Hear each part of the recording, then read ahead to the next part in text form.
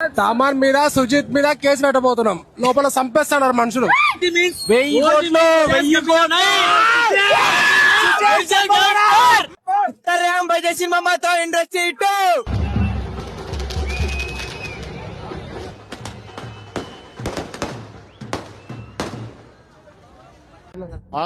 బాగుంది. Super block buster super గా ఉందన్న.